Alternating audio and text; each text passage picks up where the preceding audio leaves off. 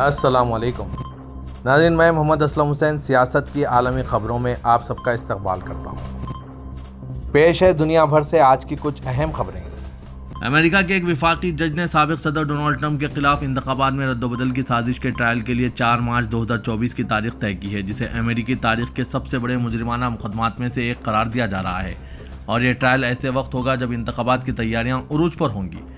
AFP کی report کے مطابق ٹرمپ کے ٹرائل کی تاریخ سپر منگل سے ایک دن قبل طے کی گئی ہے، جب 1 ڈزن سے زائد ریاستوں میں 2024 کے صدارتی انتخابات کے لیے ریپبلکن کے امیدوار کے چناؤ کے لیے ابتدائی مقابلہ ہوگا۔ ٹرمپ بھی ریپبلکن کے امیدوار ہیں اور پارٹی سے نامزدگی حاصل کرنے کے لیے پر امید ہیں۔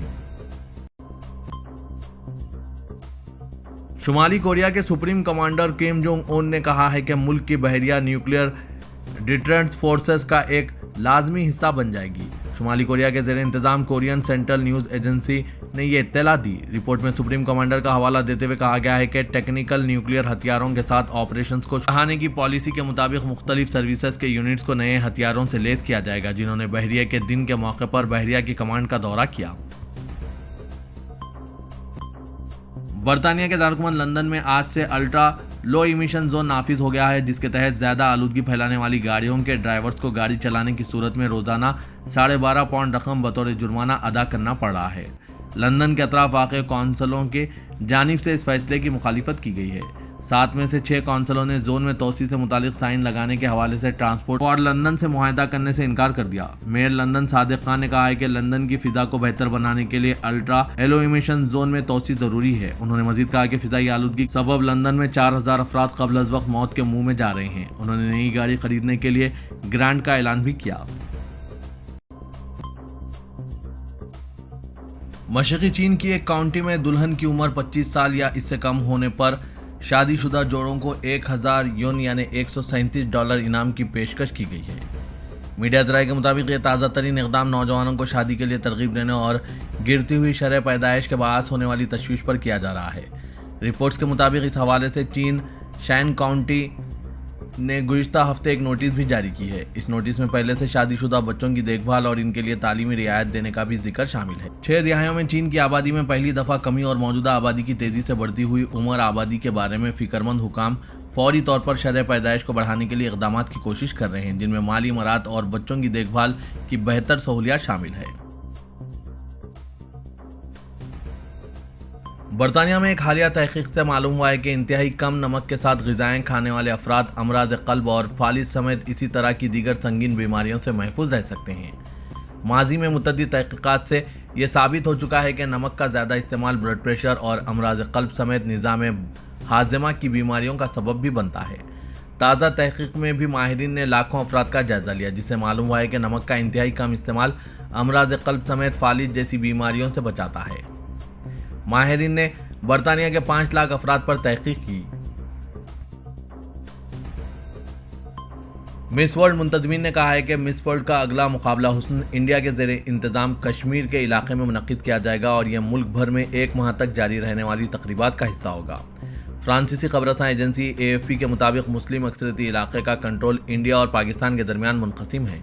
دونوں ہی اس خطے پر دعویٰ کرتے ہیں، لیکن دونوں ممالک کے پاس کنٹرول لائن کے ذریعے تقسیم کردہ الگ الگ حصوں کا انتظام ہے۔ انڈیا اب اس خطے میں سیاحت کو فروغ دے رہا ہے، جہاں شاندار پہاڑ اور دلکش مناظر ہیں۔ گزشتہ سال 10 لاکھ سے زائد انڈین شہریوں نے سیاحت کی غرض سے یہاں کا دورہ کیا۔ مس ورلڈ آرگنائزیشن کی chief executive officer Julia morally کا کہنا ہے کہ انڈیا نومبر سے دسمبر تک سالانہ بین الاقوامی مقابلے حسن کے سلسلے میں مختلف تقریبات کا انعقاد کرے گا، جو 1 ماہ تک جاری رہیں گے اور ان کا ایک حصہ کشمیر میں منعقد ہوگا۔ اسرائیل کے وزیر فائنانس سموٹرچ نے کہا ہے کہ امریکہ خود منافق ہے، وہ اسرائیل کو اخلاق اور انسانی حقوق کا درس نہیں دے سکتا۔ ترک میڈیا کے مطابق انتہائی دائیں بازو کے حامی وزیر خزانہ بزالل سموٹرچ نے اسرائیل ریڈیو پر فلسطینیوں کے حق تلفیوں کے موضوع پر واشنگٹن انتظامیہ کی اسرائیل حکومت پر تنقیدوں کا جائزہ لیا۔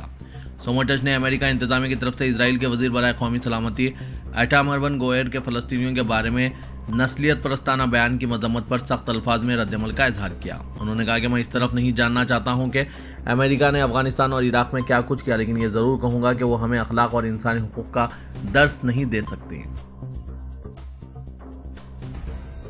سعودی انسداد بدعنوانی اتھارٹی 31 اگست سے 1 سپٹمبر تک بدعنوانی کی پیمائش کو بہتر بنانے کے لیے ڈیٹا کے استعمال سے متعلق عالمی کانفرنس میں شرکت کے لیے تیار ہے۔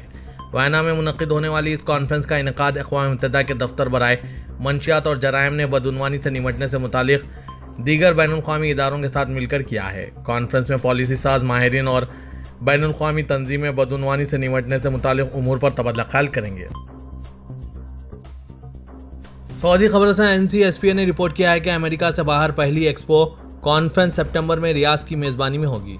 سعودی Convention and Exhibition General Authority کی نگرانی میں کانفرنس کا انعقاد انٹرنیشنل ایسوسی ایشن آف ایگزیبیشن اینڈ ایونٹس کرے گا۔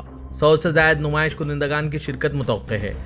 SCEGA کے قائم مقام CEO امجد بن اسام شاکر نے کہا کہ ایکسپو مینا نے نیٹ ورکنگ اور نمائشوں اور ایونٹس کے ڈومین کے بارے میں جامع سمجھ حاصل کرنے کے پلیٹ فارم کے طور پر کام کیا۔ سعودی عرب کی مطارات ریاض کمپنی نے کہا ہے کہ 15 جون سے 19 اگست تک سمر سیزن اور اسکول واپسی کی پروازوں کا پروگرام کامیاب رہا۔ کنگ خالد انٹرنیشنل ایئرپورٹ سے اس دوران 6.5 ملین افراد نے سفر کیا۔ اخبار 24 کے مطابق ریاض کمپنی نے جو کنگ خالد انٹرنیشنل ایئرپورٹ کے انتظامات چلاتی ہے کہا کہ موسم گرما کے دوران کنگ خالد ایئرپورٹ نے متعدد ریکارڈ قائم کیے۔ 3 اگست کو 1,13,300 افراد نے سفر کیا جبکہ 25 جون کو 738 پروازوں کی آمد و روانگی ہوئی۔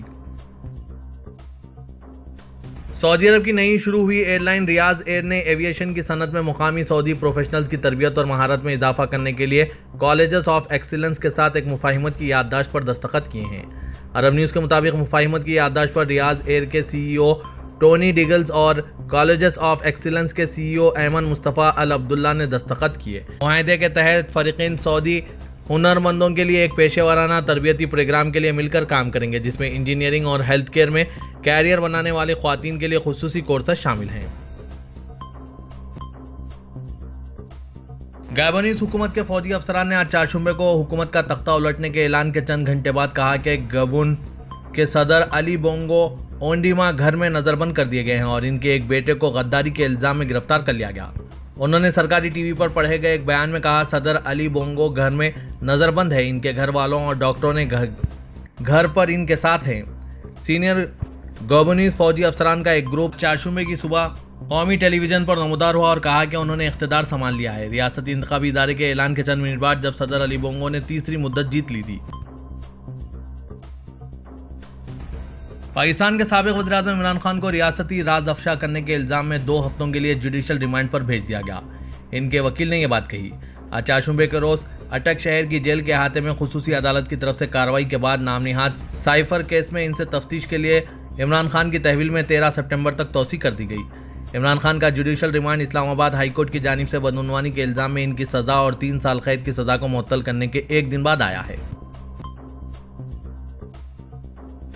ترکیہ میں آج 30 اگست یوم ظفر کی 101ویں سالگرہ پورے ترکیہ اور بیرون ملک سفارت خانوں میں تقریبات کے ساتھ منائی جا رہی ہے۔ اس سلسلے میں دارالحکومت انقرہ میں پہلی تقریب مزار اتا ترک میں منعقد کی گئی جہاں عظیم رہنما مصطفیٰ کمال اتا ترک کی قبر واقع ہے۔ صدر ترکی رجب طیب ایردوان کی زیر صدارت نے 30 اگست یوم ظفر کے موقع پر مزار اتا ترک کا دورہ کیا۔ اردوغان نے اتا ترک کے مزار پر ستارہ ہلال کے نقش کے ساتھ پھولوں کی چادر چڑھانے کے بعد ایک لمحے کی خاموشی اختیار کی اور قومی ترانہ گایا۔